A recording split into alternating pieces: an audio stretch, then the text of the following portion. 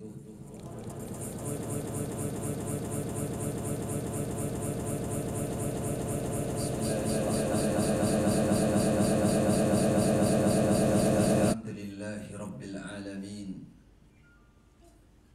Wa ashhadu an la ilaha illallah ilahul awwalin. Wa ashhadu anna Muhammadan abduhu wa rasuluhu khatamul anbiya wal mursalin. Wa ala alihi wa sahbihi wa man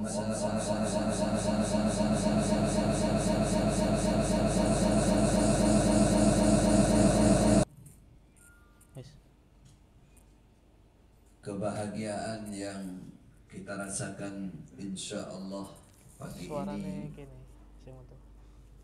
masuk di dalam hati mulai dari tadi sholat subuh, di mana kita sebagai hamba Allah, umat Islam bisa menghidupkan sholat subuh berjamaah. Ini pertanda kiamat masih jauh.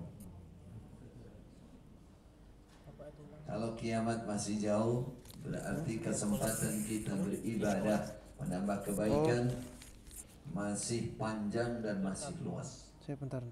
Inilah satu kenikmatan yang diberikan oleh Allah, di mana kita dengan qadarnya dimudahkan melakukan kebaikan.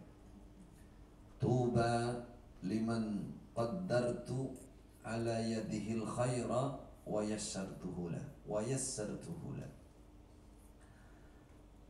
Kata Allah dalam hadis qudsi, sungguh beruntung, sungguh kebahagiaan yang luar biasa, liman qaddartu ala yadihil khaira, orang yang saya pastikan, saya qadar dia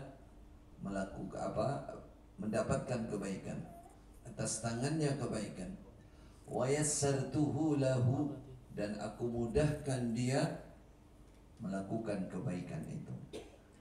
Banyak orang ingin melakukan kebaikan, namun Allah tidak memudahkan. Allah tidak memberikan jalan kemudahan. Innallaha yahulu bainal mar'i wa qalbih. Kadang-kadang Allah itu menghalangi, tidak mengqadar seseorang dan keinginan hatinya tidak selalu berjalan sesuai dengan keinginannya. Banyak orang yang ingin sholat subuh, tapi setiap hari sholat duha. Seperti yang biasa kita jadi guyonan, tapi tetangganya ya persaksiannya baik, karena orang ini tertib sholat duha. Perkiraan tetangga, ternyata itu sholat subuh di waktu duha. Itu musibah. Itu musibah bagi seorang muslim, seorang mukmin. Itu adalah cobaan dari Allah SWT. Maka bersyukurlah ketika kita dimudahkan melakukan kebaikan. Termasuk pagi ini hari Minggu, ya. Hari Minggu ini hari libur. Nah ini kalau orang hari libur itu biasanya malamnya itu begadang jangan begadang, ya, semalaman melek. Ada yang nonton bola, ada yang nonton apa, kalau tidak ya ngopi. Ini kopinya sudah siap nih, qahwa syar'i malam Minggu, sehingga apa? Subuhnya sudah bisa dipastikan duha itu tadi. Setelah itu sholat duha, sholat subuh, sholat duha, dia memastikan, ya, hari Minggu waktunya jalan, sudah persiapan langsung jalan bertamasya. Ya, kalau tidak apa itu?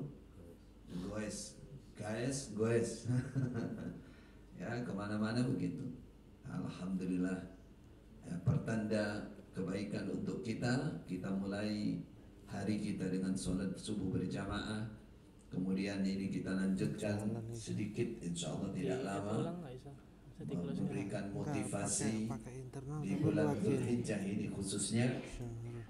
Dan ini ada satu kekhususan yang spesial juga pagi ini, istilahnya secara apa? Mujaharah dalam bahasa Arab. Istilahnya secara pasti ingin bahwa keluarga Bapak Haji Salihin pagi ini iftitah, kita buka musalla yang baru ini. Baru kan? Baru, bangunannya baru. Kelihatannya baru terus. Tapi memang sunnah Rasulullah sallallahu alaihi wasallam ketika seseorang bahkan membuka musalla di rumah, itu zaman Rasulullah, sahabat itu mengundang Nabi. Ada sahabiah wanita, ada yang membuat masjid mengundang Nabi. Artinya untuk bahasa sekarang meresmikan atau membuka. Nah, pagi ini kita membuka masjid. Kalau kita bilang musola, tapi kalau di Arab sana semua tempat sholat itu masjid, tempat sujud. Kalau musola itu biasanya di masjid itu ditulisi musola rijal, musola nisa. Di sana semua kecil-kecilnya tempat kalau digunakan untuk sholat namanya masjid, tempat sujud. Innama ju'ilat li al-ardu masjidah, bahwa bumi ini semuanya bagi umat saya dijadikan masjid, tempat untuk sholat. Alhamdulillah tempat ini dikhususkan untuk sholat, beribadah kepada Allah subhanahu wa ta'ala. Nama musholanya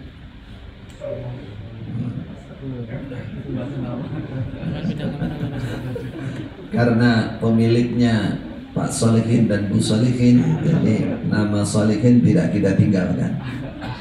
Lalu kita tambahkan niatnya adalah mencari berkah dari penamaan, yaitu Nur As-Salihin. Nur Salihin. Setuju Ibu ke? Alhamdulillah. Yang lain setuju apa? Apa ada usulan lain? Kita ikut mendoakan saja. Artinya cahaya orang-orang soleh. Orang-orang soleh itu punya cahaya. Hanya saja di dunia belum kelihatan. Kelihatannya besok kalau sudah di hadapan Allah Subhanahu wa ta'ala. Di dunia yang terlihat adalah cahaya uban. Kata Rasulullah, jangan kamu cabut uban kamu, jangan malu kalau mendapatkan uban, karena itu adalah nur, itu cahaya bagi seorang muslim. Seorang muslim yang beruban dalam keadaan Islam, Rasulullah memberikan satu keistimewaan, tidak boleh ada yang menghina mereka, merendahkan mereka karena dia beruban dalam Islam. Siapa yang menghina, merendahkan mereka, dialah orang munafik. La yastakhifu thalathatun la yastakhifu bihim illa munafik. Tiga golongan yang tidak merendahkan kepada mereka kecuali orang munafik. Satu disebutkan disyaibati fil Islam, orang yang punya nur, cahaya, uban di dalam Islam. Jangan jatuh mental yang punya uban. Karena malu akhirnya disemir hitam, semua hitam. Giliran sudah hilang hitamnya, tinggal putihnya. Oh tiba mbah tulisannya. Kadang orang itu lupa kalau sudah disemir itu, perasaannya masih muda. Tetangganya orang semua, wah enom sama. Tapi habis itu tahu-tahu mati. Nah, mati itu bukan karena uban, mati itu kalau sudah datang ajalnya. Baik Bapak Ibu, tadi dalam ayat yang saya baca dalam rakaat kedua, bahwa musalla masjid yang meramaikan itu adalah orang-orang yang beriman. Innama ya'muru masajidallah man amana billah wal yaumil akhir. Sesungguhnya yang meramaikan, yang memakmurkan masjid-masjid Allah, tempat-tempat salat, itu adalah pertanda, bukti, pertanda dia orang beriman kepada Allah dan hari akhir. Wa aqamas shalah, dan orang-orang yang menegakkan, menyempurnakan, menjaga salatnya. Wa ataz zakah, orang-orang yang selalu menjaga, memberikan, menunaikan zakatnya. Walam yakhsha illallah, dan orang yang tidak pernah takut kecuali kepada Allah Subhanahu wa taala, ketakwaannya tinggi. Disinilah pentingnya bahwa kita membuat musalla, membuat masjid. Semoga musalla ini akhirnya nanti menjadi masjid yang bagus, yang indah, yang besar, yang ramai orang beribadah di dalamnya, dan kegiatan ilmu juga dihidupkan di dalamnya. Insya Allah, mudah-mudahan Allah meluaskan rezeki Bapak Solehin dan keluarga, dan kita semua insya Allah ikut mendukung, berta'awun, menghidupkan masjid-masjid Allah untuk mencari ridha Allah biiznillah. Barakallahu fina wa fikum jami'an. Semoga Allah memberkahi kita semua. Bapak Ibu saudaraku kaum muslimin yang dirahmati oleh Allah Subhanahu wa taala, kita berada di bulan yang sangat mulia, disebut dengan bulan apa? Dzul Hijjah. Dzul Hijjah. Dzul Hijjah itu bulan yang dilakukan di dalamnya haji, yang mempunyai haji. Artinya bulan yang dikhususkan oleh Allah pelaksanaan ibadah haji di dalamnya. Jadi saudara, sekarang saudara-saudara muslim kita berada di Makkah, di Madinah, bahkan nanti di Arafah, di Musdalifah, mereka sedang melaksanakan ibadah apa namanya? Ibadah haji. Apa itu haji? Haji itu hajjal baita aw i'tamar. Sengaja datang ke Baitullah untuk haji, melaksanakan haji atau melaksanakan umrah. Hajj itu sengaja, qasada, sengaja datang, berbondong-bondong datang untuk beribadah kepada Allah, namanya haji. Makanya orang yang datang ke Arab sana, ya, ke Masjidil Haram terutama, pasti dipanggil haji sudah. Apakah dia pakai kupluk hitam, apakah nggak pakai kupluk, ya, pakai top, nggak pakai top, pasti panggilannya haji, haji. Lalu gitu. Apakah dia umrah, apakah dia haji? Karena haji itu maknanya orang yang datang. Nah, giliran orang Indonesia, nah, ada makna sendiri. Pak Haji orangnya. Nah, kalau maknanya, kalau Pak Haji berarti apa maknanya? Orang yang sudah sempurna. Nah, mereka kata zaman dulu itu pakaiannya, topinya harus putih. Kalau nggak putih berarti belum haji. Bahkan dulu saya masih kecil itu, kalau ada orang belum haji kok pakai topi putih, nah itu kualati. Durung haji kok kupluknya putih. Dulu kalau anak kecil zaman dulu mesti di Jawa ya takut namanya sama Pak Haji. Nah, di Madura begitu itu juga. Pak Haji terus anak kecil takut, ya orang dewasa takut. Wah kan panggilannya. Coba di jalan-jalan kalau sampai lewat apa namanya perempatan lampu merah, terus sampai pakai kupluk putih, kasih uang sama yang minta-minta gitu. Wah, sumpah. Karena Pak Haji. Giliran nggak dipanggil Pak Haji, muring-muring. Nah, itu zaman dulu. Kupluk putih haji ini larang ya, boleh-boleh nggak dipanggil Pak Haji, marah-marah. Ketakutan anak kecil tulinan manuk, nah, manuk kacer, bunta Pak Haji ramai, udah, oh ibu, anak kecil ketakutan, manuk haji Pak Kacer, saking takutnya. ceritanya bapak-bapak dulu di Jawa ya. Saking mati ini kewalik, tambah muring-muring ngaji, kurang ajar. Wah, ini wah kacer aku, wah haji. Ya, itulah haji saudara di kita. Yang syar'inya adalah haji itu adalah rukun Islam yang ke-5 bagi yang mampu. Ada yang mampu ya, tidak cukup sekali haji tiap tahun, maunya begitu saudara. Tapi yang mampu sekali sudah gugur kewajiban. Ada yang rezekinya begitu ya. Saya dulu haji nggak mahal-mahal bayarnya, 15 kali atau 10 kali lebih nggak bayar, malah nggak bayar. Karena memang di sana. Kalau dari sini kan susah nih, sekarang cari visanya susah. Tapi ada rezekinya dari sini ya, Allah berikan kemudahan ada. Ustadz Rifki sekarang di mana? Di Mekah. Semoga Allah memudahkan perjalanannya bersama rombongannya. Hajjan mabrura wa dzamban maghfura wa umratan maqbula insyaallah. Semoga beliaunya tidak lupa dengan kita. Nah, untuk mendoakan yang di Indonesia. Karena doa di sana itu insya Allah mustajab insya Allah. Jadi intinya ini bulan di mana di dalamnya terdapat ibadah-ibadah besar, Tidak hanya pelaksanaan ibadah haji, bahwa bulan Dzulhijjah ini adalah salah satu di antara 4 bulan yang Allah mengagungkannya. Inna iddatas syuhuri indallah isna asyara syahran fi kitabillah yawma khalaqas samawati wal ard minha arba'atun hurum dzalikad dinul qayyim fala tazlimu fihinna anfusakum. Itu. Jadi Allah menyatakan hitungan bulan dalam setahun sejak Allah menciptakan langit bumi jumlahnya 12. Enggak ada 13, 14, 12 bulan. Minha arba'atun hurum.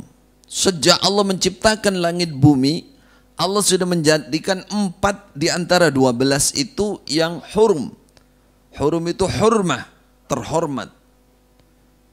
Kalau bahasa kita istimewa, bulan istimewa. Bulan yang luar biasa, bulan yang diagungkan, namanya syarafuz zaman. Zaman waktu yang oleh Allah dibikin mulia, itu hak Allah. Yakhluqu ma yasha'u wa yakhtar. Allah menciptakan segala sesuatu dan Allah di antara ciptaannya itu ada yang dipilih, dimuliakan. Bulan Ramadan adalah bulan yang termulia, kan begitu.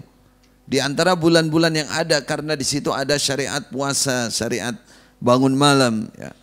Di antara 12 bulan, ada 4 bulan yang oleh Allah juga dimuliakan, sehingga diingatkan secara khusus, fala tazlimu fihinna anfusakum.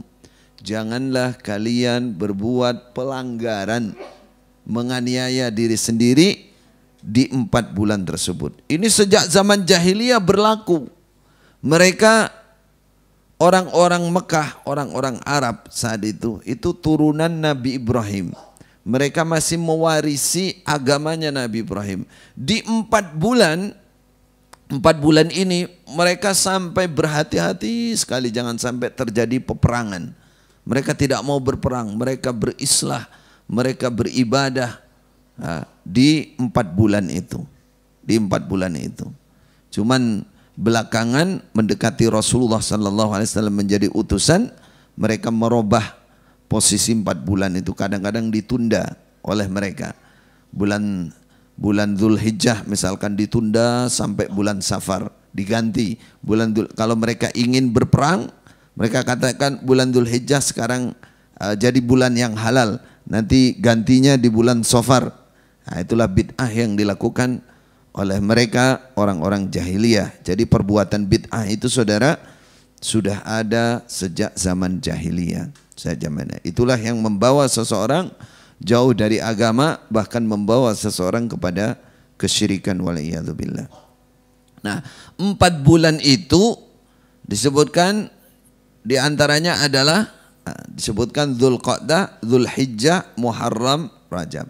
Di antara 4 bulan ini saudara, yang ketempatan keutamaan yang luar biasa, amal-amal baik yang luar biasa di bulan Dzulhijjah. Di bulan Dzulhijjah. Maka kita berada di bulan Dzulhijjah ini walaupun istilahnya tidak haji, tidak umrah, jangan ketinggalan kebaikan. Raihlah kebaikan di bulan yang mulia, 10 hari yang awal dari bulan Dzulhijjah. Ini sudah separuh jalan nih. Bentar lagi, jangan terlambat. Jangan hilang untuk merebut, meraih kebaikan yang besar di 10 yang awal. Di mana keutamaan 10 yang awal ini disebutkan dalam ayat maupun hadis sabda Nabi sallallahu alaihi wasallam. Dalam ayat diantaranya Allah memerintahkan untuk banyak berzikir kepadanya. Disebut dengan ayyaman ma'lumat. Tadi ayatnya saya baca dalam rakaat pertama. Masih ingat apa enggak? Kalau salatnya agak ngantuk ya khusyuk itu. Khusyuk. Saking khusyuknya enggak ingat yang dibaca. Wa'adzin fin nasi bil haji ya'tuka rijalan wa ala kulli dhamir ya'tina min kulli fajjin amiq liyashhadu manafi'a lahum wa yadhkuru ismallah fi ayyamin ma'lumat. Adanya Allah menjadikan syariat haji di bulan Dzulhijjah supaya mereka mendatangi beberapa kemanfaatan untuk mereka. Tafadhalu, monggo pinara. Untuk mendatangi beberapa kemanfaatan untuk diri mereka ketika haji. Yang kedua, Allah membuat bulan Dzulhijjah bukan hanya untuk haji, tapi wayadhkuru ismallah fi ayyamin ma'lumat. Supaya mereka banyak berzikir kepada Allah, ingat kepada Allah di dalam hari-hari yang ditentukan. Kata para ulama mufassir, di antaranya Ibnu Abbas adalah tarjumanul Quran, menyatakan bahwa ayyamin ma'lumat yang dimaksud hari-hari yang ditentukan itu adalah 10 hari yang awal. Jadi keutamaan 10 hari yang awal untuk bulan Dzulhijjah itu disebutkan di dalam Al-Quran langsung oleh Allah. Yaitu wa yadhkuru ismallah fi ayyamin ma'lumat, surat haji. Surat haji. Ayyamin ma'lumat itu 10 hari yang awal. Lalu dalam surah Al-Fajr Allah bersumpah wal fajri walayalin ashr. Walayalin ashr. Demi waktu fajar, waktu subuh. Walayalin ashr, dan demi 10 hari 10 malam. 10 malam maksudnya 10 hari 10 malam. Yaitu awal Dzulhijjah. Para mufassir, para ulama menyatakan bahwa para ulama sepakat 10 yang menjadi sumpah Allah dalam surah Al-Fajr itu adalah 10 hari yang awal dari bulan Dzulhijjah. Sesuatu yang digunakan oleh Allah untuk bersumpah itu menunjukkan bahwa sesuatu itu sangat agung. Makanya para ulama menghadapi atau menyikapi 10 hari yang awal dari bulan Dzulhijjah ini beda dengan hari-hari yang lain. Apalagi Rasulullah sallallahu alaihi wasallam ya telah menyatakan langsung di samping 2 ayat yang saya sebut tadi, Rasulullah menyatakan ma min ayyamin, tidak ada dari beberapa hari al amalus salih fihinna, amal yang baik di dalam 10 hari, ahabbu ilallah ta'ala, yang lebih dicintai, disenangi oleh Allah, min hadhil ashr, min hadhil ayyam, daripada amal-amal soleh, amal kebaikan yang dilakukan di 10 hari yang awal. Di 10 hari yang awal. Sahabat mengatakan, qalu ya Rasulullah walal jihad. Bagaimana amal jihad? Jihad itu perang fisabilillah. Kalau bagi laki-laki ketika dibutuhkan, ketika digerakkan oleh penguasa, oleh ulil amri untuk membela agama, membela kawasan, membela tempat, membela negara, itu namanya jihad fisabilillah, berjuang membela agama Allah. Kata Rasulullah, walal jihad, jihad pun kalah. Padahal orang berjihad itu saudara pahalanya, pernah ditanya kepada Rasulullah, orang berangkat perang itu seperti apa pahalanya? Kata Rasulullah, mampu enggak kamu sholat terus, puasa terus setiap hari, enggak pernah berhenti? Kata sahabat, siapa yang mampu seperti itu Rasulullah? Yaitu orang berjihad. Jadi langkahnya dia itu kayak wong sholat, poso terus. Orang berjihad. Nah, amal kebaikan di dalam 10 hari yang awal itu mengalahkan jihad. Coba. Ini hadis sahih. Di samping ayatnya tadi Allah sudah bersumpah menyatakan, menyebut 10 hari yang awal. Berarti ini adalah motivasi yang sangat tinggi, sangat besar dari Rasulullah, dari Allah dan Rasulullah sallallahu alaihi wasallam untuk bersemangat beramal soleh. Illa rajulun kharaja bimalihi wa nafsihi wa lam yarji min dzalika bi syai', kata Rasul. Kecuali yang tidak terbandingi, orang yang keluar bawa dirinya, hartanya untuk berjihad fisabilillah, lalu yang pulang tinggal namanya, dirinya hartanya hilang, habis untuk berjuang, namanya mati syahid. Itu nggak bisa tertandingi. Al jihad biasa tertandingi, bahkan kalah. Maka rugi sekali orang yang di 10 awal Dzulhijjah ini santai-santai saja, kayak tidak ada apa-apa. Padahal Ramadan alhamdulillah kita bersemangat. Di 10 yang awal tidak bersemangat. Ini rugi.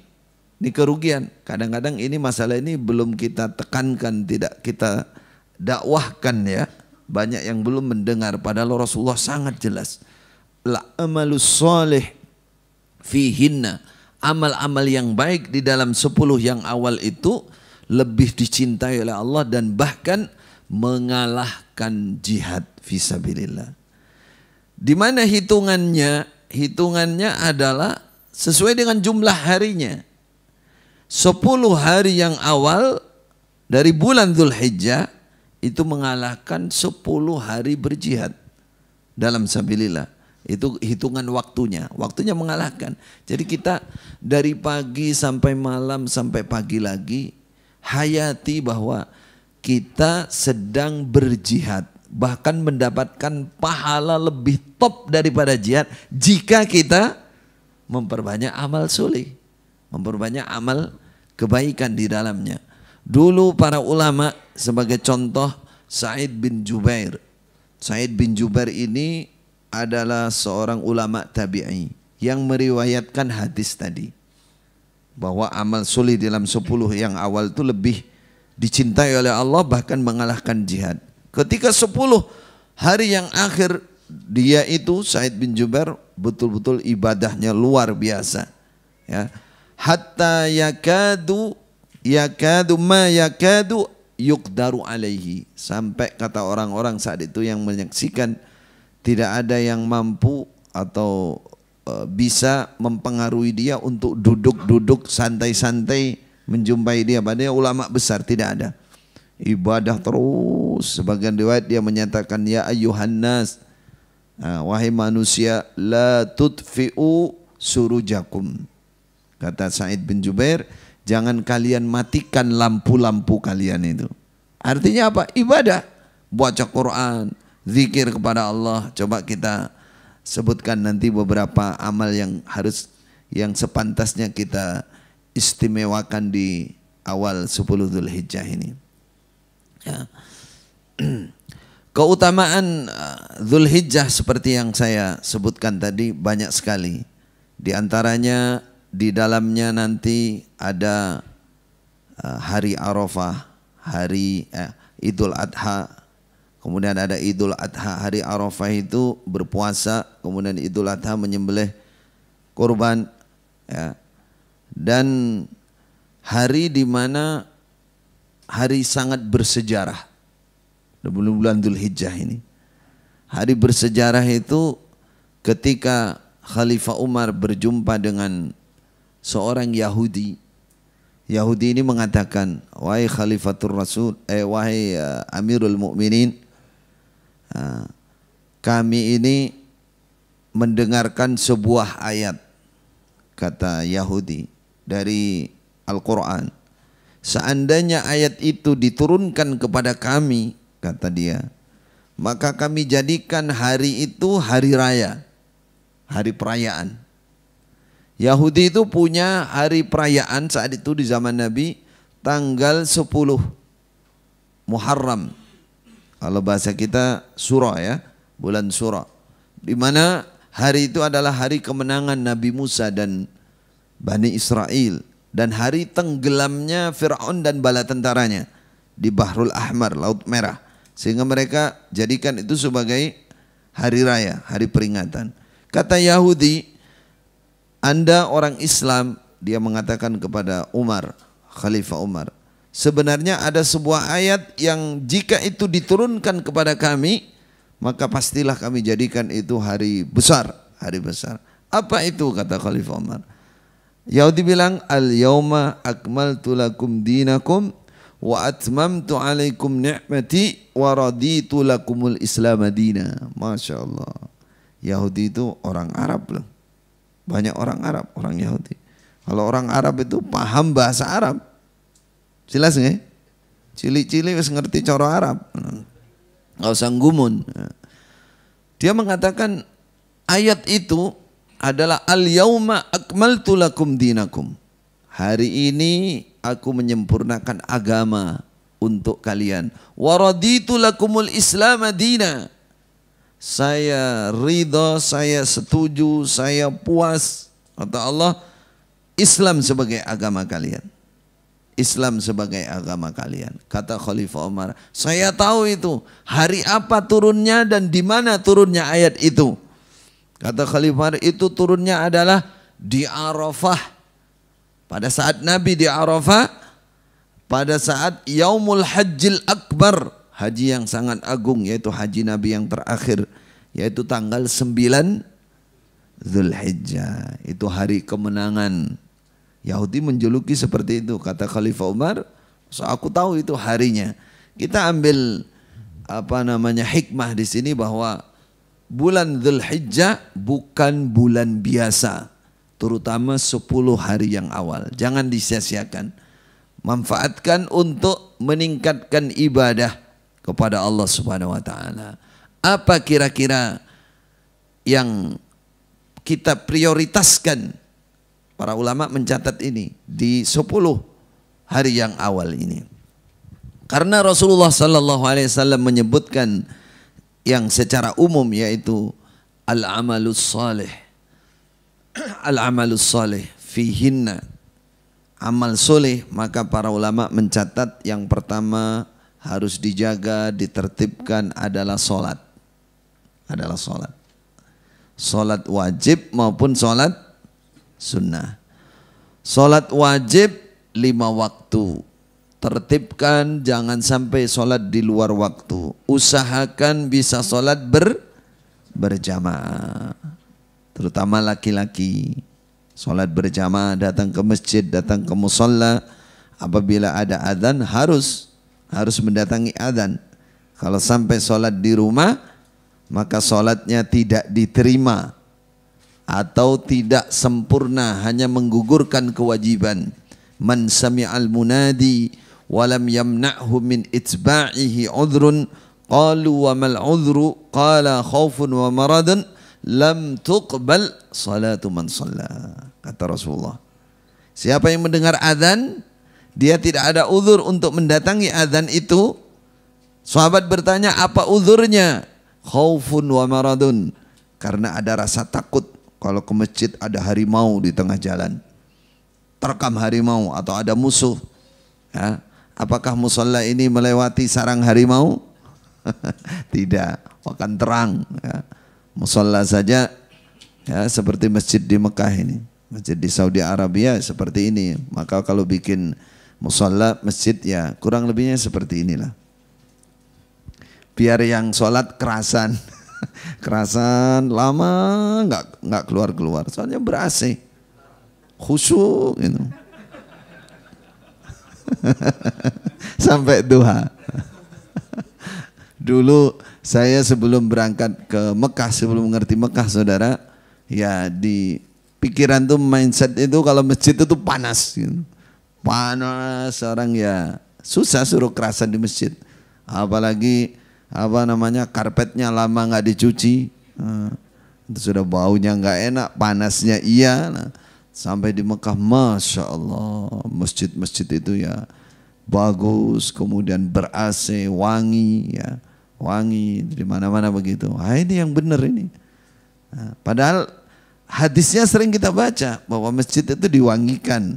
Rasulullah melihat masjid, masjid beliau dikotori dengan ludah, beliau marah. Apalagi di depan lagi di kiblat, beliau ambil manggar kurma yang wangi itu beliau bersihkan, sambil marah beliau mengatakan bahwa kafarah orang mengotori masjid harus membersihkan karena membuang kotoran dari masjid itu pahala, berarti ngotori masjid musholla itu dosa. Kalau bikin kerasan ya ini bagian dari jariah kita, orang bikin kerasan di masjid seperti ini. Alhamdulillah sekarang kita mendapati masjid-masjid di Indonesia karena sudah banyak yang haji, banyak yang umroh ke Mekah, rupanya menirukan di sana. Menirukan yang baik itu hal yang sangat didambakan atau disunnahkan di dalam agama kita. Barakallahu fikum. Sampai mana tadi? Salat. Utamakan salat, jangan ketinggalan salat, utamakan berjamaah. Salat itu yang paling utama menjadi motivasi atau prioritas yang harus kita hayati itu ketika sujud. Salat itu memperbanyak salat, menertibkan salat sunnah, yang dikejar di antara gerakannya itu adalah sujud. Di mana di antara kita kadang ada yang belum menghayati hal ini. Ada seorang sahabat yang datang kepada Rasulullah sallallahu alaihi wasallam mengatakan, dia menanyakan mata sa'ah, kapan kiamat wahai Rasulullah? Apa kata Rasulullah? Ma'adatta laha, apa yang kamu siapkan untuk menghadapi kiamat? Kok kamu nanya kiamat? Kok kendelmen mau tekon kiamat? Apa yang kamu siapkan? Apa kata dia? Dia mengatakan ma'adattu laha kabiras siyam, kabiras salah wassiyam. Aku tidak bisa menyiapkan menghadapi kiamat, banyaknya salat, banyaknya puasa, walakin inni uhibbullah wa rasulah. Akan tetapi aku cinta Allah dan cinta Rasulullah sallallahu alaihi wasallam. Apa kata Rasulullah? Anta ma'a man ahbabta. Kamu besok hari kiamat akan bersama orang yang kamu cintai. Lalu Allah menurunkan ayat, Qul in kuntum tuhibbunallah fattabi'uni. Katakan Muhammad, jika kalian betul cinta kepada Allah, maka ikuti saya. Ikuti sunnah saya. Kata Rasulullah sallallahu alaihi wasallam, sunnahnya Nabi yang paling utama dalam masalah beribadah adalah salat. Salat berjamaah di masjid, di musalla. Ini bapak-bapak ya, terutama ya, saudara-saudara laki-laki. Itu sunnahnya Nabi dan itu sunnah yang paling kuat. Berjamaah di masjid. Tadi disebutkan lam tuqbal salatu man shalla. Kalau tidak ada uzur, kata Rasulullah, tidak diterima salatnya. La salata li jaril masjid illa fil masjid. Tetangga masjid, salatnya harus di masjid. Apalagi mendengarkan azan. Rasulullah tidak pernah salat sendirian. Kita belum pernah mendengar salat wajibnya beliau sholat sendirian, selalu berjamaah. Kalau di rumah pasti di masjid. Sampai sakit parah yang terakhir beliau sampai semaput beberapa kali ke masjid masih digotong, dipapah 2 orang. Sholatnya duduk, Khalifah Abu Bakar di sebelahnya. Dia mengikuti gerakan Nabi, makmumnya mengikuti gerakan Khalifah Abu Bakar. Saking pentingnya sunnah ini, sholat berjamaah di masjid. Ada seorang sahabat yang membantu Rasulullah sallallahu alaihi wasallam pagi, siang, malam, ya. Karena dia orang baik, orang dekat dengan Rasulullah. Rasulullah mengatakan, apa kamu minta apa? Kamu mau minta apa? Silahkan. Kalau nanti saya kasih permintaanmu. Rasulullah itu nggak pernah tinggal diam. Kalau ada orang berbuat baik, pasti beliau membalas perbuatan baik itu. Beliau menanyakan, apa? Kamu pingin apa? Kamu sudah bantu saya lama. Kata dia mengatakan, ya Rasulullah, aku tidak minta apa-apa. Yang aku minta adalah murafaqataka fil jannah. Agar dekat dengan engkau di surga nanti. Rasulullah kaget. Nanya, kamu gak minta yang lain kecuali itu? Hanya itu yang kamu minta? Iya wahai Rasulullah. Kamu gak minta ini? Minta sawah, minta kebun, minta unta, minta... Enggak Rasulullah. Saya hanya ingin bersamamu di surga nanti. Masya Allah. Ini namanya keikhlasan ya. Keikhlasan. Dia cinta Rasulullah. Dia mengabdi kepada Rasulullah. Dia mengatakan, saya hanya ingin bersama engkau di surga nanti. Apa kata Rasulullah? Beliau adalah Nabi yang sangat belas kasih. Permintaannya tetap dilayani. Iya, saya setujui permintaan kamu. Walakin a'inni bikathratis sujud. Kata Rasulullah. Tolong aku ya, supaya besok bisa mensyafaati kamu, bisa narik kamu. Bikathratis sujud. Dengan memperbanyak sujud kepada Allah SWT. Sujud yang bagaimana? Apakah jalan sebentar, di jalan terus sujud? Nanti ketemu apa sujud? Tidak. Kata para ulama, memperbanyak, menertibkan sholat, memperbanyak sholat sunnah. Inilah yang oleh para ulama disemangati di bulan Dzulhijjah, terutama 10 yang awal ini. Bikinlah mungkin kayak kondisi Ramadan itu bagus. Kalau bisa ada sholat sholat malamnya, jangan sampai ketinggalan 10 hari yang awal. Rasulullah kan begitu kalau bulan Ramadan, karena ini memang hari-hari yang tidak kalah. Bahkan sebagian ulama lebih mengutamakan, mengatakan lebih banyak keutamaannya 10 hari yang awal di bulan Dzulhijjah daripada Ramadan. Tentunya minimal kita mengatakan itu 10 hari yang awal itu keutamaannya luar biasa. Maka tingkatkan sholatnya. Kemudian yang kedua, berpuasa sunnah bagi yang mampu. Orang banyak mengira bahwa hanya tanggal 9. Hanya tanggal 9 saja. 9 itu berarti hari tidak. Jadi tadi disebutkan dalam hadis yang saya baca, al-amalus soleh, amal yang soleh. Di dalamnya itu lebih dicintai oleh Allah daripada amal soleh di hari-hari yang lain, di bulan-bulan yang lain. Lalu para ulama, bagaimana dengan puasa? Tadi kan disebutkan sholat, kemudian puasa. Puasa ini ada riwayat, dalam riwayat Imam Ahmad, Abu Daud dan Nasai juga menyebutkan Nabi berpuasa di 9 hari yang awal. Karena Rasulullah sallallahu alaihi wasallam yasumu tis'a Dzulhijjah. Nabi itu berpuasa 9 hari. Tanggal 1 sampai tanggal 9 ada riwayatnya. Ini sebagai motivasi bagi kita yang mampu ya, al-amalus soleh, amal soleh yang kita dahulukan tadi sholat, kemudian puasa sunnah. Yang mampu puasa tiap hari monggo, dari tanggal 1 sampai tanggal 9 ya. Tanggal 9 itu yang kedua ya. Pertama sholat, kedua puasa. Yang ketiga memperbanyak zikir kepada Allah, yaitu berupa tahlil, takbir, tahmid. Tahlil itu jangan ditambah lan. Tahlil, memperbanyak tahlil katanya. Kalau tahlilan itu beda lagi nanti. Nanti ninggalin yang lain.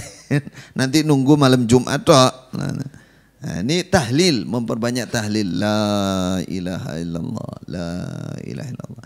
tahmid, alhamdulillah, alhamdulillah, Allahu akbar, takbir. Gitu. Karena apa? Dalam riwayat Imam Ahmad ada riwayat disebutkan ma min ayyamin a'zamu indallah wala habbu ilaihi minal amali fihinna min hadil ayyamil ashr. Kata Nabi, fa'akthiru fihinna minat tahlil wat takbir wat tahmid. Karena ini 10 hari yang awal ini adalah hari-hari yang top, yang memiliki keistimewaan, maka perbanyaklah tahlil, tahmid dan takbir. Namun dalam masalah zikir ini saudara, kita ada yang kelewatan, belum menghayati bahwa zikir itu maknanya adalah ingat dan menyebut. Dua ini yang kita biasanya pahami, zikir itu dikira menyebut saja. Padahal zikir itu ada pondasinya. Pondasinya apa? Ingat. Hati ini ingat kepada Allah. Lalu menyebut. Menyebut itu menyebut nama Allah, sifat-sifat Allah. Tujuannya adalah memuji Allah. Memuji Allah. Allahu Akbar, Allahu Akbar. Engkau maha besar ya Allah. Engkau maha kuat, maha segalanya. Alhamdulillah. Apa yang kita hayati kalau alhamdulillah? Nikmat. Bersyukur, nikmat. Sambil diingat. Dihayati, nggak perlu cepat, nggak perlu banyak hitungannya. Yang paling penting itu adalah penghayatannya. Karena zikir itu dua. Zikir di dalam hati, zikir di dalam lisan. Zikir dalam hati, dalam lisan. Ketika zikir kita berkualitas, nah, di situ kita akan mendapatkan manfaat banyak. Ketika kita zikir kita tidak diikuti dengan hati, maka kita dapatkan pahala menyebut nama Allah. Tapi kalau ingin keutamaan, misalkan zikir itu ala bizikrillah tatmainnul qulub. Dengan kita ingat zikir kepada Allah akan mendapatkan ketenangan hati. Orang kalau berzikir akan mendapatkan ketenangan hati, jauh dari stres, jauh dari pikiran-pikiran galau, jauh dari, jadi enak hidupnya, tenang gitu. Itu banyak orang nanya, saya sudah 1.000, 2.000, 3.000, 10.000 berzikir tapi hati nggak tenang itu. Nah, karena ini kesalahan di sini tadi. Dia tidak memulai mentaksis zikirnya dengan ingat kepada Allah. Dia hanya menyebut saja. Nah, ini dia dapat pahala tapi nggak dapat keutamaan. Jadi kalau ingin hidupnya tenang, contohnya dengan zikir, rezekinya lancar, karena ada penghayatannya, ada ingatnya kepada Allah. Alhamdulillah, Allahu Akbar, la ilaha illallah.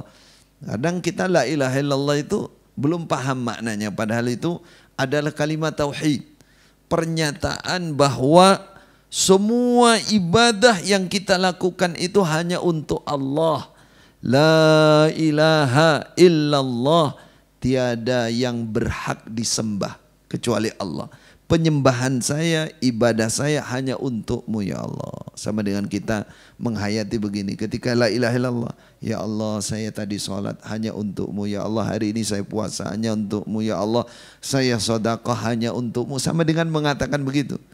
Sehingga orang mengatakan la ilaha illallah itu tidak hanya hitungannya saja, atau modelnya saja, la ilaha illallah, la ilaha illallah, sampai goyang mana kursinya sebelahnya nggak bisa tidur karena kesenggol.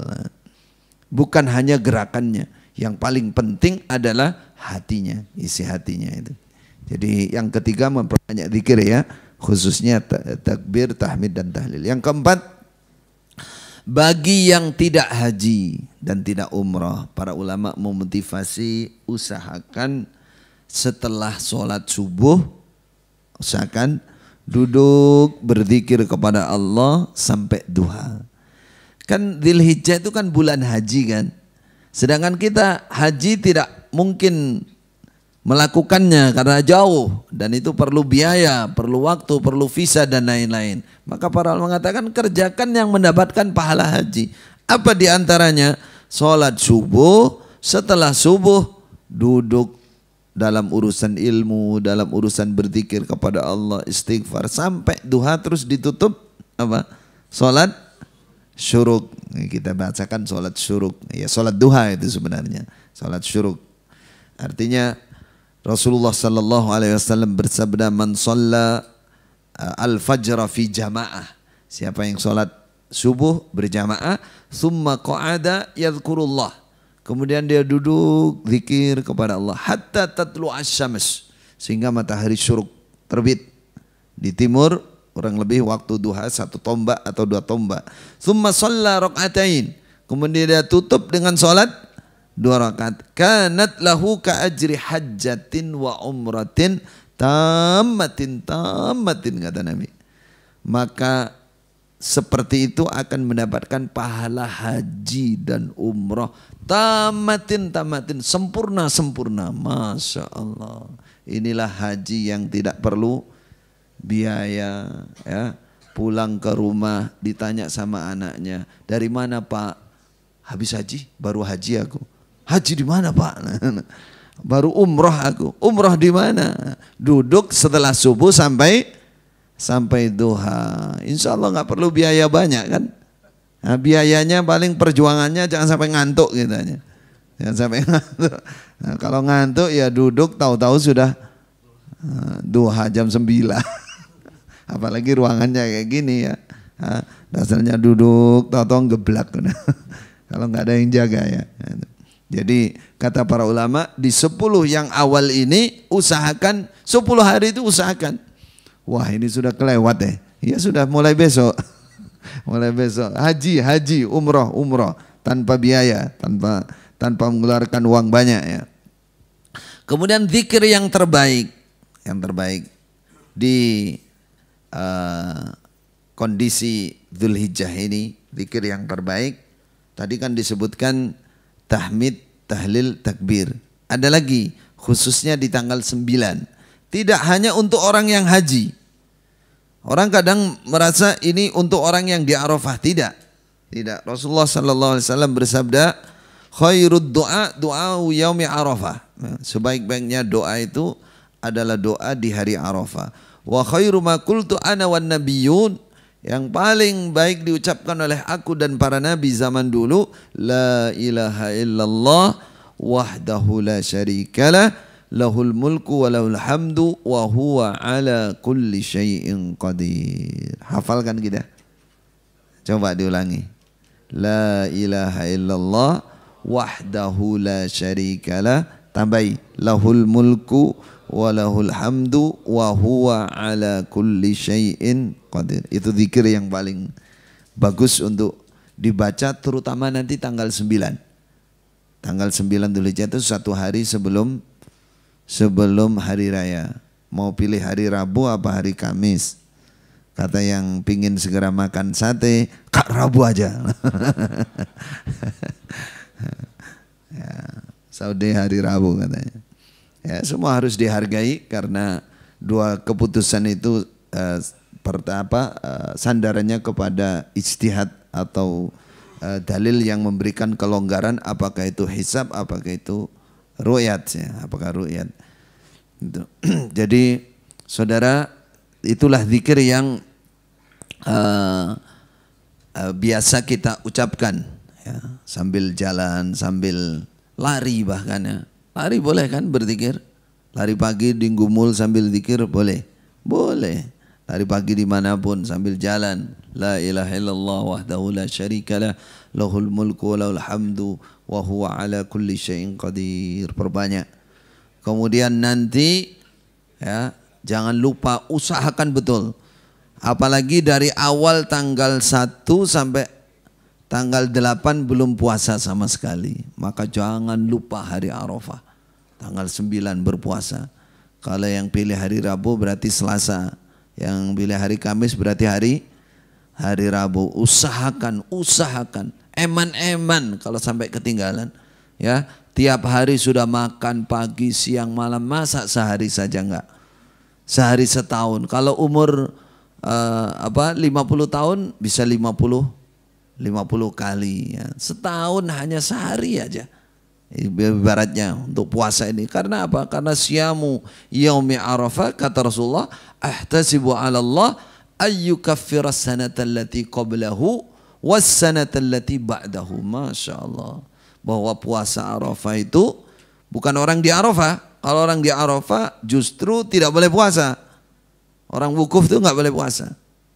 Nah, kalau di luar Arafah, di luar haji, justru oleh Nabi disemangati. Siyamu yaumi Arafah, puasa hari Arafah, aku berharap, aku pastikan bahwa Allah akan mengampuni dosa setahun sebelumnya dan setahun setelahnya. 2 tahun. 2 tahun. Apa kata yang agak cerdas tapi pertanyaannya perlu jawaban. Lah kalau semua diampuni, haji diampuni, sholat diampuni, istighfar diampuni. Nah ini apa gunanya? Apa gunanya ini puasa Arafah diampuni lagi deh. Terus dosa yang mana lagi nih? Sombong amat.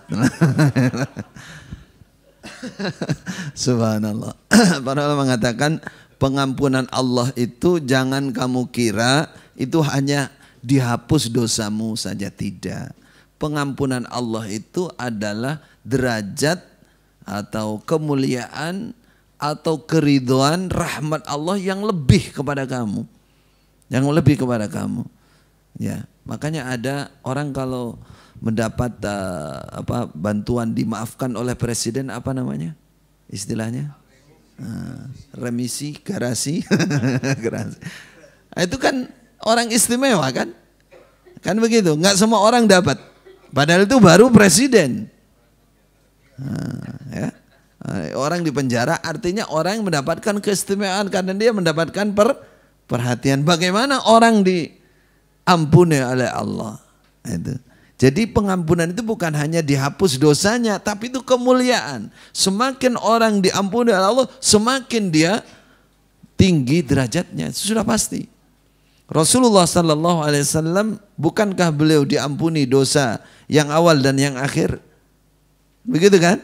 Liyaghfira lakallahu ma taqaddama min dzambik wa ma ta'akhkhar. Tapi kenapa beliau mengatakan ya ayyuhan nas tubu ilallah? Wahai manusia, tobatlah kepada Allah, mohon ampun kepada Allah. Fa inni atubu wa astaghfiru rabbi mi'ata marrah. Fi yaumin mi'ata marrah. Saya itu mohon ampun kepada Allah setiap hari 100 kali. Nah, apakah Rasulullah tidak ngerti bahwa dirinya sudah diampuni yang awal dan yang akhir? Ngerti apa enggak? Ya ngertilah. Wong ayat turun kepada beliau kok. Liyaghfira lakallahu ma taqaddama min dzambik wa ma.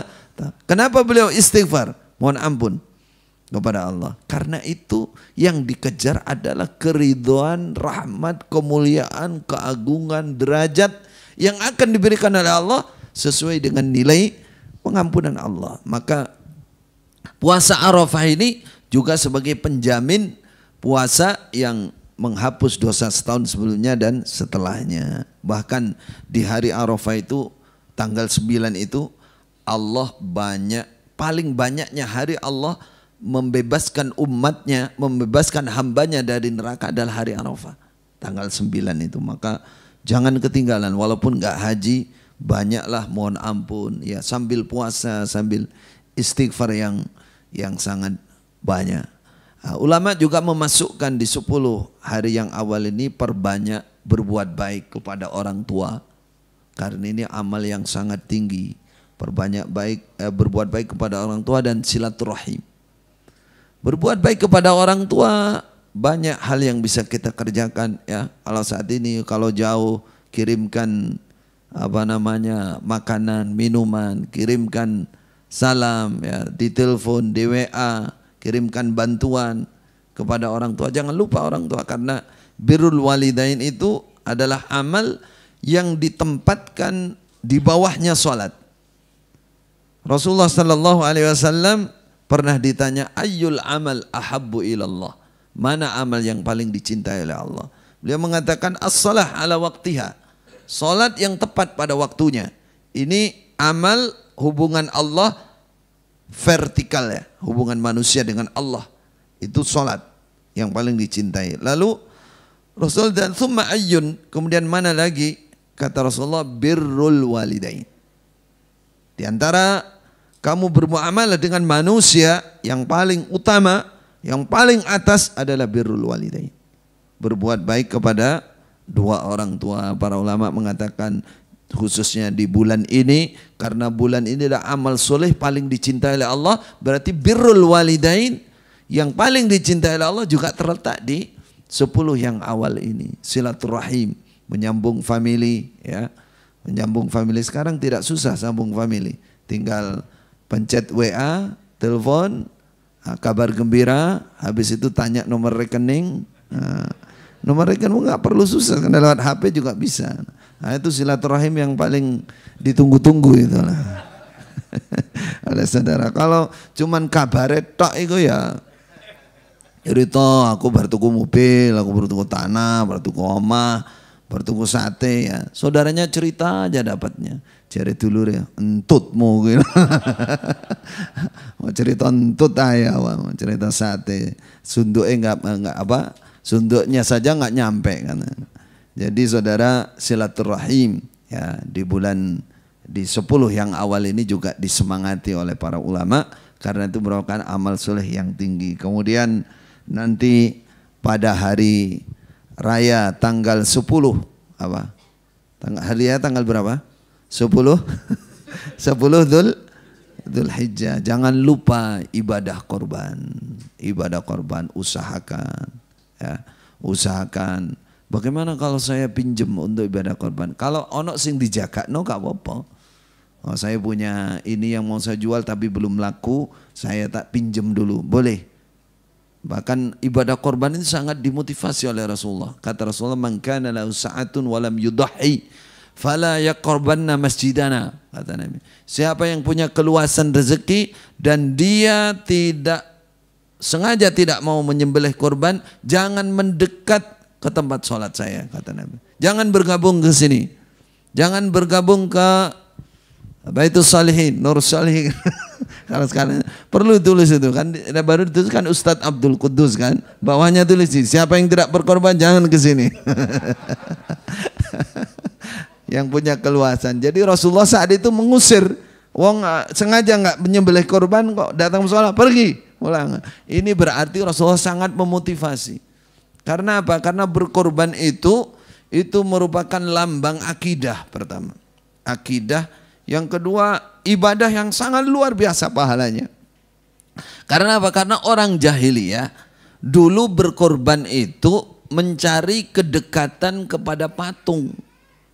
Yang mana patung ini mereka katakan ini patungnya orang-orang soleh. Dia sembelih korban, di dekatnya mencari keridhaan patung, kemudian darahnya dioser-oserkan. Kalau sekarang diwadahi kemudian disiramkan di patung. Patungnya penuh dengan darah. Sehingga Allah menurunkan apa? La yanallahu luhumuha wala dima'uha walakin yanaluhu taqwa minkum.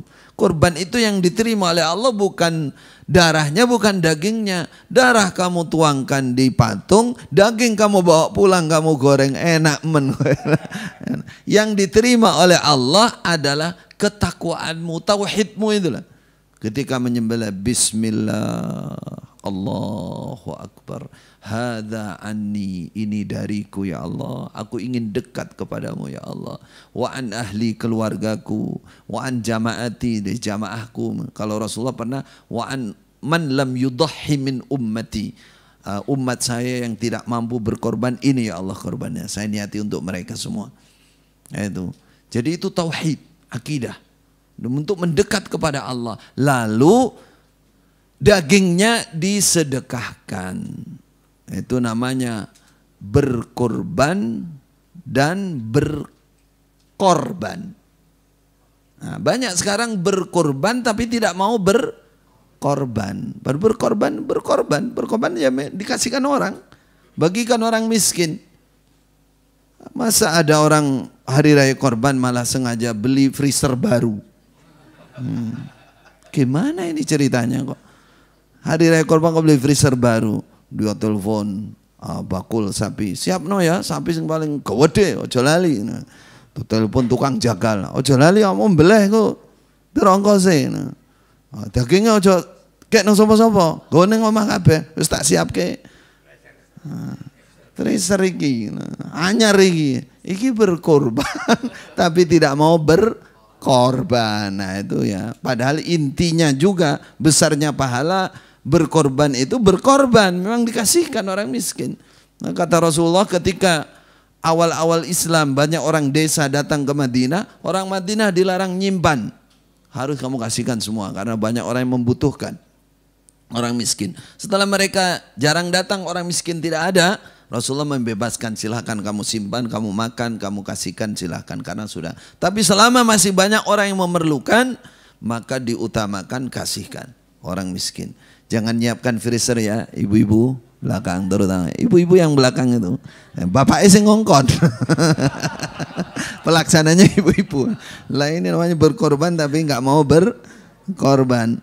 Pahalanya apa? Besok oleh Allah, Rasulullah Sallallahu Alaihi Wasallam bersabda, tidak ada amal di hari tanggal 10 yang lebih utama daripada, lebih dicintai, lebih utama daripada mengalirkan darah. Mengalirkan darah. Karena apa? Karena besok kata Rasulullah, la yu'ta yaumal qiyamah biquruniha. Hewan korban itu akan didatangkan lengkap sak tanduknya. Kalau ada tanduknya. Lengkap. Wa asy'ariha, bulu-bulunya. Bulu tidak kita makan, bahkan kita bakar kan? Kalau mau dimakan jadi cecek kan harus dibakar bulunya. Atau dibuang atau dijual oleh orang yang kita kasih.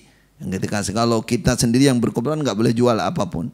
Tapi kalau yang dikasih terus mau dia jual ya urusan dia, karena di tangan dia sudah bukan hewan korban lagi, itu hadiah. Nah, wa adla fiha, bahkan kuku yang dibuang itu besok akan didatangkan, artinya lengkap di sisi Allah nanti. Itu menjadi benteng, tameng, sebagian dewa menjadi kendaraan kita pada hari kiamat nanti.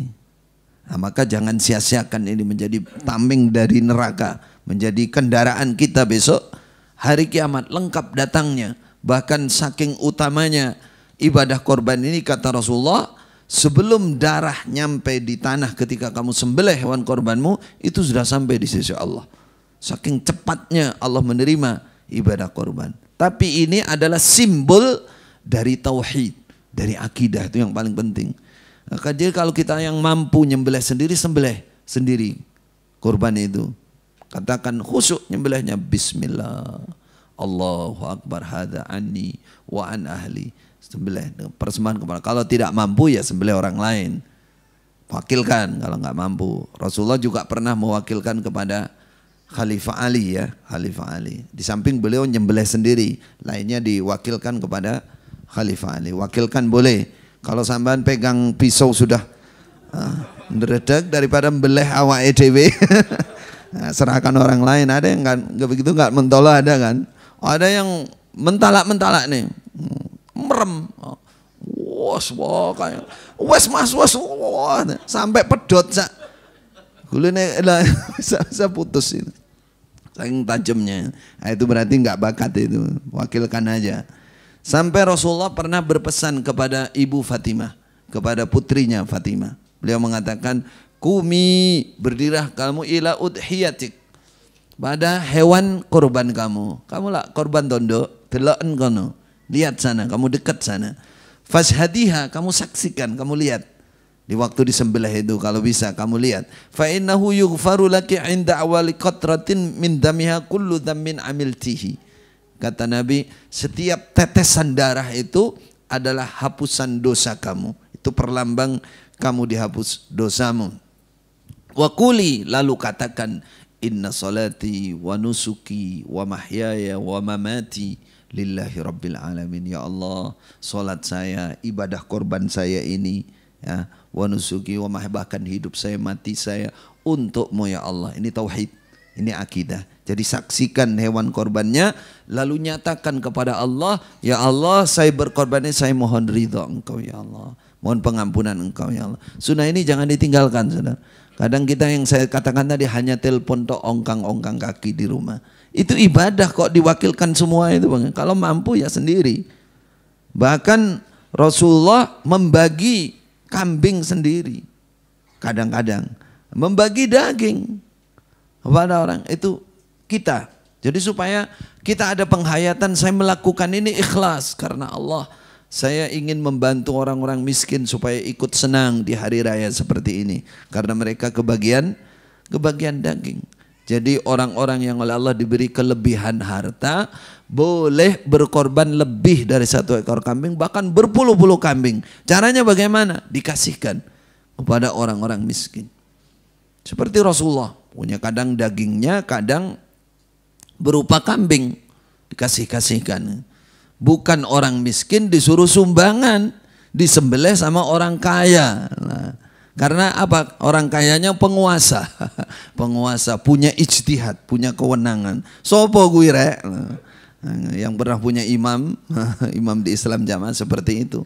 Kalau sudah hari raya begini, coba lihat tuh, yang menara tinggi lah banyak itu, sapi, kambing bisa ratusan. Itu memerintahkan ru'yahnya seluruh Indonesia bahkan luar negeri untuk ngirim korban, sehingga orang-orang desa itu ada yang sumbangan 10.000, 50.000, karena setiap desa itu harus ngirim berapa mas? Yang tiap jamaah, tiap desa harus ngirim 2 ekor kambing insya Allah. Kalau nggak bisa ngirim kambing, kirim uangnya, ada rekening tertentu. Nah, itu. Rekeningnya itu ya nama orang-orang di situ. Bos itu, kalau ke bank itu, disambut. Orang besar gemuk itu ada. ada yang agak kurus tapi bos semua. Padahal itu kiriman dari orang-orang miskin. Tidak, ini menyalahi sunnah Rasulullah. Rasulullah justru yang kaya yang lebih itu bagi-bagi, bukan orang melarat suruh simbangan, yang nyembelih orang-orang kaya, orang-orang yang lebih. Nah, ini kebalik itu, sunnah pemerasan namanya. Sunnah pemerasan nggak terasa. Itu penutup bahwa korban ini dikatakan oleh Nabi, ini adalah sunnatu abikum, adalah sunnah orang-orang tua kalian, yaitu Nabi Ibrahim. Ya, pertama kalinya orang yang berkorban itu Nabi Ibrahim. Nabi Ibrahim korbannya apa? Putranya. Itu pengetesan cinta kepada Allah, tauhid kepada Allah, mendahulukan cintanya kepada Allah, sampai diperintah menyembelih anak pun mau. Walau, tapi itu juga tidak terjadi. Falamma aslama wa tallahu lil jabin, ketika dia sudah berpasrah keduanya dan sudah siap menyembelih, wa nadaina ayya Ibrahim qad saddaqtar ru'ya, kata Allah. Sudah cukup Ibrahim, jangan dilanjut. Kamu sudah mengerjakan perintah ini. Kamu sudah apa? Terus Allah menurunkan apa? Hewan kambing gibas dari surga. Nah, itu disembelih oleh Nabi. Sejak itulah menjadi sunnah bahwa ada penyembelihan kurban di hari raya yang agung, yaitu Idul Adha. Apa kata sahabat? Apa ya Rasulullah pahala kita? Kata Nabi, setiap bulu kamu mendapatkan sebuah kebaikan. Berarti berapa juta bulu itu? Berapa juta kebaikan di situ? Mungkin miliar ya kalau bulu. Sahabat nanya, itu kan bulu kasar, kalau bulu halus dapat juga? Kata, iya. Bulu halus juga dihitung, satu lembar bulu itu sebuah kebaikan. Samping pahala tadi yang sudah kita sebutkan tadi. Maka jangan lupa ya, hari raya korban nanti usahakan Anda berkorban dan berkorban. Jangan lupa, jangan berkurban doa. Kurbanan ilallah, nanti dagingnya disimpan di freezer sampai dimakan setahun. Mendekati Idul Adha berikannya masih ada. Wah, ini betul-betul berkurban ini. Jangan lupa hari tasyrik. Hari tasyrik untuk juga memperbanyak zikir kepada Allah. Hari tasyrik itu lewat dari 10, tapi ada ayat khusus. Wadhkurullaha fi ayyamin ma'dudat. Faman ta'ajjala fi yaumain fala isma alaihi. Hari tasyrik.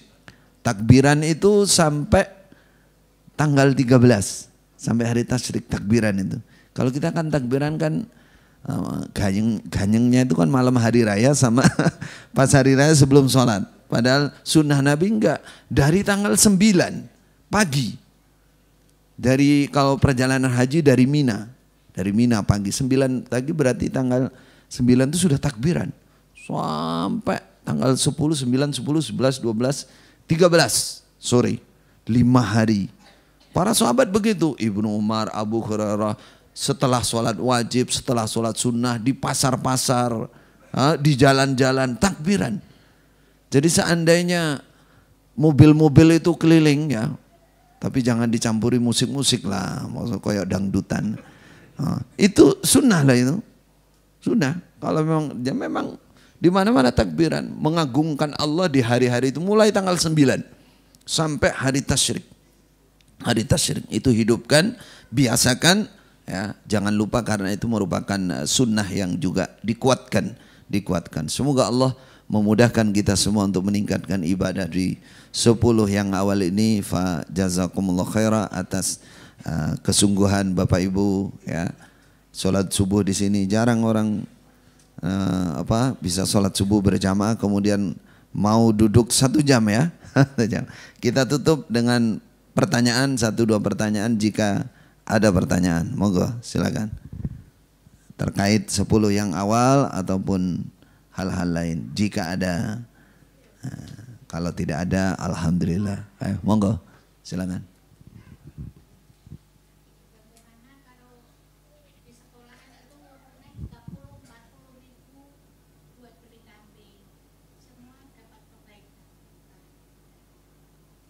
Di sekolah urunan 40, 20.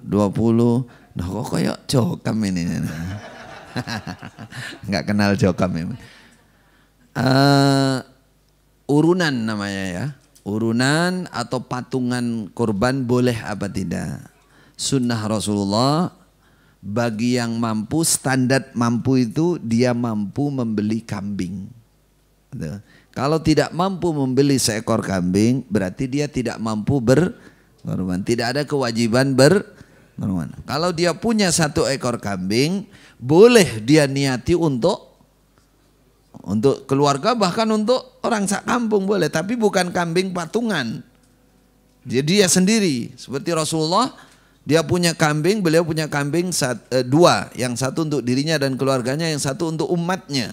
Beliau sembelih untuk umatnya semuanya. Itu boleh. Sunnahnya begitu.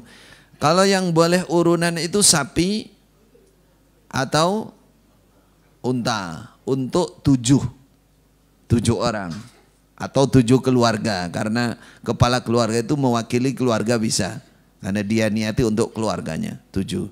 Tapi para ulama juga memberikan solusi dalam hal ini. Bagi yang tidak boleh tidak, dia semangat tapi uangnya hanya 50.000 itu solusinya diantaranya sedekahkan. Kalau di sekolah siapa yang ditugaskan itu wali kelas, sedekah, sodakoh kepada wali kelas. Nanti wali kelasnya yang membelikan hewan korban, dia sembelih. Nanti kalau dia niati untuk semuanya, ya maka dapatkan semuanya. Tapi caranya dia bukan mengatakan saya 40.000 untuk berkorban, nggak ada sunnahnya. Tapi kalau niat sedekah kepada seseorang, lalu orang itu dia sembelih, dia belikan hewan korban, silakan.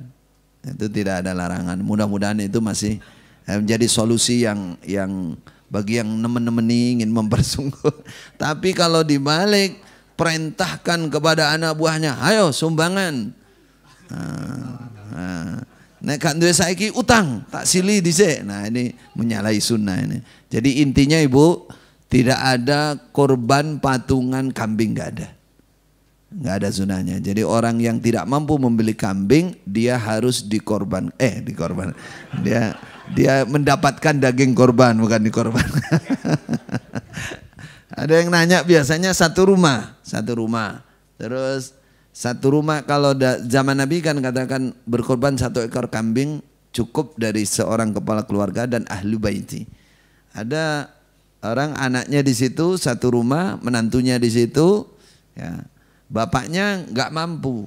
Maka para ulama mengatakan ya sudah, sedekah aja sama bapaknya, nanti bapaknya yang berkorban. Bukan urunan tapi ya, bukan, tapi sedekah, niatnya sedekah ke bapaknya, hadiah ke bapaknya, nanti bapaknya yang nyembelih korban. Kalau bapaknya nyembelih, ini untuk diri saya sendiri lah ya Allah. Ya terserah bapaknya ya. Nasib. Nggak sesuai dengan angen-angen. Loh, kamu ingin sedekahkan. Ya wes dah. Ya mudah-mudahan walaupun demikian ya kecipratan lah pahala korbannya. Taib, yang perlu diingat lagi, lupa ya, bahwa yang niat berkorban itu dari tanggal 1 sampai nanti tanggal 10 tidak boleh motong kuku, nggak boleh cukur rambut, bulu-bulu dan lain-lain nggak boleh. Nunggu tanggal 10 setelah menyembelih. Itu bagi yang hewan, yang punya hewan korban dan kalau yang dikorbankan itu tadi enggak. Anak istri yang di rumah dikorbankan, maksudnya suaminya, bapaknya niat berkorban untuk mereka, enggak ada kewajiban itu. Yang wajib itu yang punya uang, yang kepala keluarganya itu, yang lain enggak. Rasulullah pernah mengirim hewan kurban juga dari Madinah, tidak ada yang haram bagi beliau sampai tanggal 10. Nah, itu mungkin ada lain? Tunggu. Korban patungan, salah satu itu bisa menyembelih korban, itu yang baik yang nyembelih yang korban apa panitianya yang sudah ditunjuk? 7 orang ya? Iya. Korban patungan. Iya.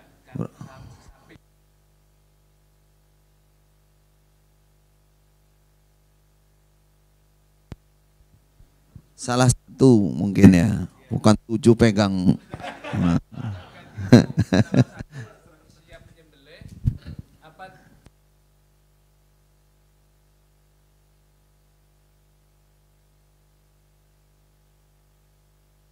Ya itu karena yang 6 kan juga tetap mewakilkan. Kalau hanya salah satu mewakili atau panitia.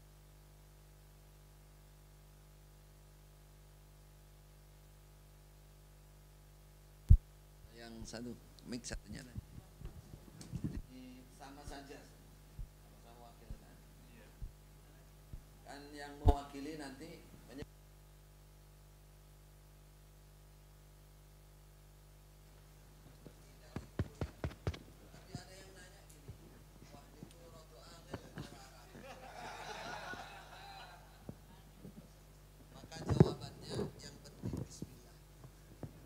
Bismillah, Allahu Akbar. Bismillah, Allahu Akbar. Pokoknya jenengan ya Allah sudah ngerti siapa ini yang korban. Selesai. Tapi kalau lengkapnya, sempurnanya usahakan disebut hadza'an Khalil misalkan, wa alihi, wa an Abdul Karim, wa alihi, wa an, sebutkan 7 orang. Baru ser bismillah, Allahu Akbar. Insyaallah. Monggo Ibu.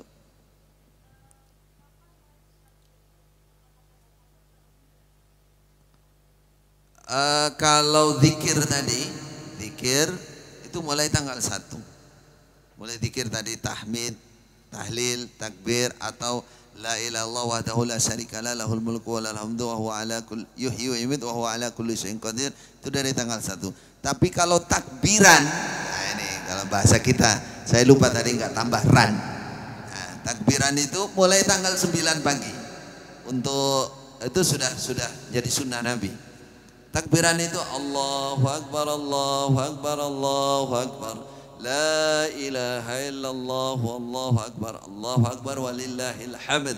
Itu mulai tanggal 9 pagi setelah subuh sampai 13 sore. Tanggal? Bukan, kalau takbiran enggak ada. Kalau takbir, tahmid, tahlil, ya. Kalau takbiran yang saya sebut tadi, takbiran kayak hari raya itu mulainya dari tanggal 9 pagi sampai 13 sore. Perbanyak maksudnya, bukan hanya takbiran tok tuh enggak sholat enggak apa. Perbanyak. Baik. Khalas, sampun. Oh, belakang satu lagi. Kasihan ya.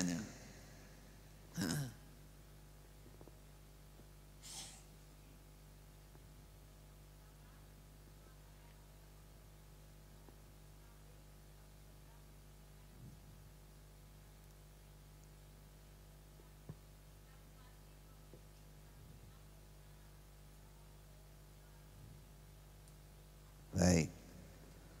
Pahalanya lebih banyak mana, sapi dan kambing? Satu, Rasulullah pernah berkorban seekor kambing kibas. Rasulullah pernah berkorban dua ekor kambing kibas. Rasulullah pernah berkorban unta banyak sekali, 100 unta. Itu ketika beliau haji. Di samping itu apa? Itu adalah hadiah untuk haji, tapi beliau juga membagi-bagikan nyembelih. Dan Rasulullah pernah di Madinah berkorban beberapa ekor kambing, dibagi-bagi punya beliau. Jadi kalau yang mengutamakan kambing bilangnya begini, itu isobatus sunnah, persis Rasulullah. Nah, dari persisnya kami gibas dengan Rasulullah, apalagi warnanya juga ada hitam putih, bertanduk, gemuk dan seterusnya, persis. Nilai keutamaannya, agungnya pahala karena persis dengan Rasulullah. Di situ. Ada nilai yang kedua, nilai kemanfaatannya. Kemanfaatannya apa sih korban itu? Dagingnya. Maka Rasulullah kan ada, semakin gemuk semakin baik, walaupun itu mandul itu dicari. Bahkan hewan yang dikebiri itu dicari, karena yang dicari adalah apa? Dagingnya. Dari sisi kemanfaatan, ya banyak pahalanya sapi, karena dagingnya lebih banyak, yang disedekahkan lebih banyak begitu. Jadi pahalanya yang jelas korban itu top lah. Kalau dari sisi isobatus sunnahnya, kualitas persis dengan apa yang dilakukan oleh Nabi, itu kambing. Tapi dari sisi kemanfaatannya, kalau cari pahala lebih banyak, jelas sapi. Tadi punya hutang, didulukan mana korban dan hutang? Kalau hutangnya belum jatuh tempo, artinya hutang masih bisa dibayar tahun depan atau nggak jatuh tempo, dahulukan korban. Nah, tapi kalau hutangnya sudah jatuh tempo, bulan ini harus dilunasi, yang ada adalah uang cukup untuk beli korban, kalahkan itu, karena itu sunnah. Bayar hutang itu lebih wajib. Sabun ke? Satu lagi boleh. Satu lagi.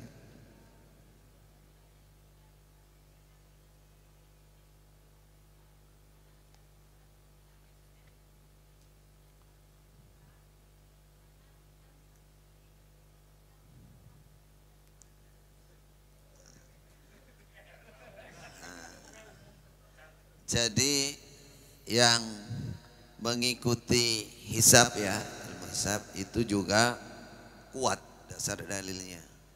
Dari Al-Quran ada, dari hadis ada, kemudian dari mereka yang memilih hisab punya hujah bahwa keakuratan pertimbangan itu menurut mereka itu lebih kuat hisab. Jangankan menentukan hari, menentukan waktu sholat itulah, detiknya tepat, sampai gerhana itu saat menitnya tepat, itu hisab hitungan. Nah, dari sisi itu hisab tetap kuat. Nah, yang kedua dari sisi ru'yat juga kuat dalilnya. Sumu li ru'yatihi wa aftiru li ru'yatihi, penentuan tanggal dengan cara melihat bulan. Rasulullah mengatakan, saya ummi, saya nggak bisa hitung. Pokoknya satu bulan itu hakada, kadang 29, kadang 30. Pokoknya caranya bagaimana? Kata Nabi, lihat bulan. Ketika sudah satu bulan itu 29, maka dilihat bulan tanggal 1 sudah nampak apa tidak. Nah, disinilah terjadi perselisihan untuk menentukan kapan bulan itu diperhitungkan, namanya imkanur ru'yah dan lain-lain. Itu ilmunya ilmu ru'yat ya. Tapi yang jelas bahwa dasar dari dalil penguatan terhadap berfokus kepada melihat itu juga kuat. Itu jangan. Yang kemudian ada dalil penguatnya lagi, as-sawmu yauma tasumun wal adha yauma tudahhun. Kata Rasulullah, puasa penentuannya ikuti ulil amri, yang menentukan, yang memilih. Dan adha juga demikian, yaumatut tahun. Jadi ada motivasi dari Rasulullah, bersama itu lebih baik. Bersama itu lebih baik. Dari dua sisi ini maka kita ambil jalan tengah. Jalankan aja, silahkan memilih yang terbaik yang mana, jangan saling menyalahkan, jangan saling mencela. Namun kalau orang mampu istilahnya dari kedua belah pihak terus bersama, itu lebih bagus. Tapi umpama nggak bisa disatukan, ya sudah, hargai. Dan negara ini kan juga tidak membatasi harus ikut pemerintah juga. Berarti ya jalan yang mana yang lebih diyakini, yang lebih diyakini. Tayyib, kalau ada kewajiban seperti tadi disebutkan, ya ikuti ulil amri. Karena ulil amri juga tidak menyalahi, mereka juga mengikuti ru'yat yang juga ada sandaran dalilnya. Tayyib. Satu lagi? Tidak. Satu lagi, sarapan pagi. Mudah-mudahan Allah memberikan manfaat dan barakah dari pertemuan ini. Jazakumullah khairah. Barakallahu fikum jami'an. Bismillahirrahmanirrahim. Alhamdulillahirabbil alamin. Allahumma salli ala Muhammad wa ala ali Muhammad. Allahumma subba alaina min barakatika wa rahmatika fi hadzal majlis.